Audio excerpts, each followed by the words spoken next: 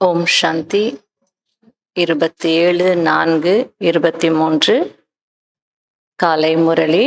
இன்றைய முரளியிலிருந்து கேள்விகள், கேள்வி பதில்கள். முதல் கேள்வி: பாபாவை எங்கு எப்படி நினைவு செய்ய வேண்டும்? பதில்: இனிமேலும் இனிமையான குழந்தைகளே, நான் பரந்தாமத்தில் வசிப்பவன். என்னை அந்த வீட்டில் நினைவு செய்யுங்கள். நான் இங்கே இந்த சரீரத்தில் வந்து சொல்கிறேன். இப்போது எங்கே செல்ல வேண்டுமோ அங்கே என்னை நினைவு செய்ய வேண்டும். இங்கே நினைவு செய்யக்கூடாது. நான் இங்கே வந்திருக்கிறேன் குழந்தைகளாகிய உங்களுடைய புத்தி யோகத்தை அங்கு ஈடுபடுத்த வைப்பதற்காக. ஆகவே குழந்தைகளை, என்னை என்னுடைய பரந்தாம வீட்டில் நினைவு செய்யுங்கள். இரண்டாவது, மாயா எப்படிப்பட்டதாக இருக்கிறது? ஓங்கி ஓங்கி அறையுது, அப்புறம் தப்படு.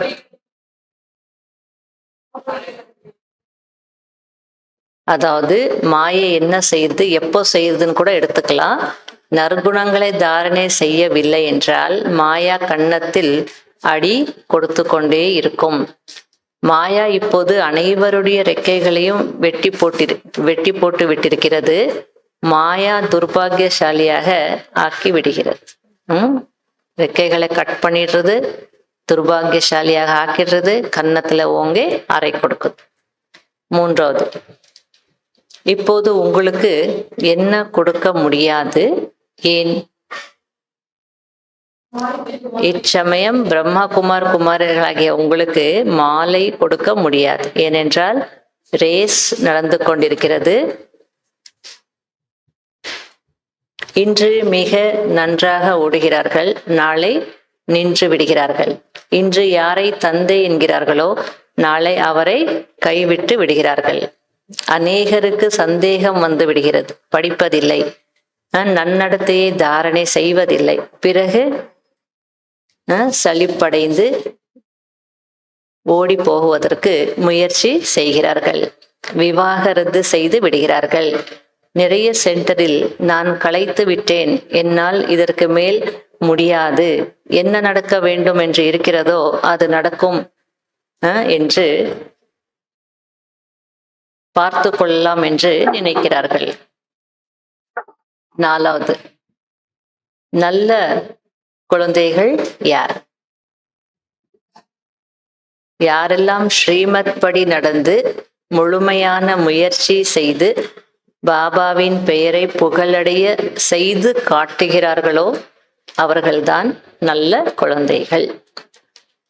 அஞ்சாவது, நினைத்ததை அடையும் ஸ்வரூபம் அல்லது சித்தி ஸ்வரூபம் எப்போது ஆவார்கள்?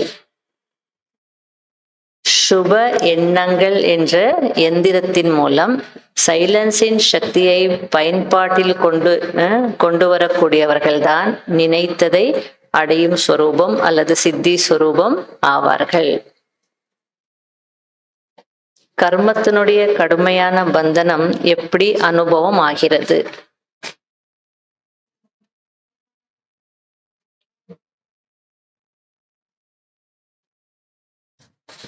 அது இருக்கணும் இல்லையா? சைலன்ஸ் சக்தியின் மூலம் கர்மத்தினுடைய கடுமையான பந்தனம் எப்படி அனுபவம் ஆகிறது, அப்படி போட்டாதான் கரெக்டாகும். சைலன்ஸ் சக்தியின் மூலம் கடுமையான கர்மத்தினுடைய கடுமையான பந்தனம் அந்த சைலன்ஸ் சக்தியின் மூலம் தண்ணீரில் போட்ட கோடு போல் அனுபவம் ஆகிறது. ஏழாவது, யார் பிராமண குலத்தை பிரகாசிக்க செய்வார்கள்?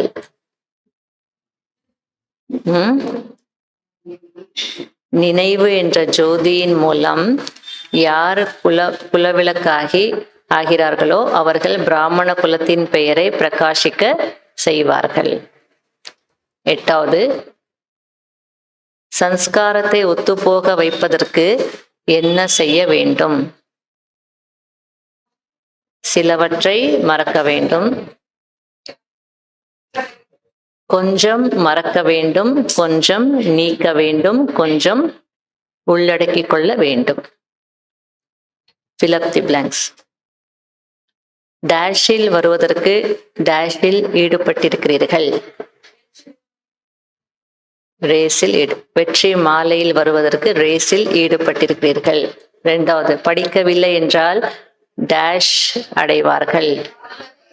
மிகவும் தாழ்ந்த பதவி அடைவார்கள். மூன்றாவது, தந்தை வந்து டேஷில் இருந்து வெளியேற்றுகிறார். சவக்குழி, சுடுகாடு, சுடுகாடு இல்ல சவக்குழியில் இருந்து வெளியேற்றுகிறார். அதாவது சவக்குழியில இருந்தீங்க, சுடுகாட்டில் இருந்து வெளியேற்றுகிறார். நாலாவது, டேஷ் முழுமையாக இருந்தால் டேஷ் வரும். ஞானத்தின் தாரணை முழுமையாக இருந்தால் தெய்வீக நடத்தை வரும். டேஷ் ஆகி தந்தையின் பெயரை புகழடைய செய்ய வேண்டும். இறை வானம் பாடி. ஆறாவது, சைலன்ஸின் சக்தி மூலம் டேஷ் ஆக மாறிவிடும். கர்ம பந்தனம் இனிமையான சம்பந்தமாக. சைலன்ஸா இருந்தீங்க, பேசல பண்ணல, ஏதோ ஆகலைன்னா கொஞ்ச நாள்ல என்ன ஆகும்? அது கடுமையான கர்ம பந்தனம் தான். அது என்ன ஆயிடும்? இனிமையான சம்பந்தமாக மாறும். ஏழாவது, டேஷ் அருகில் கொண்டு வருவதற்கு டேஷ் போக வைக்க வேண்டும்.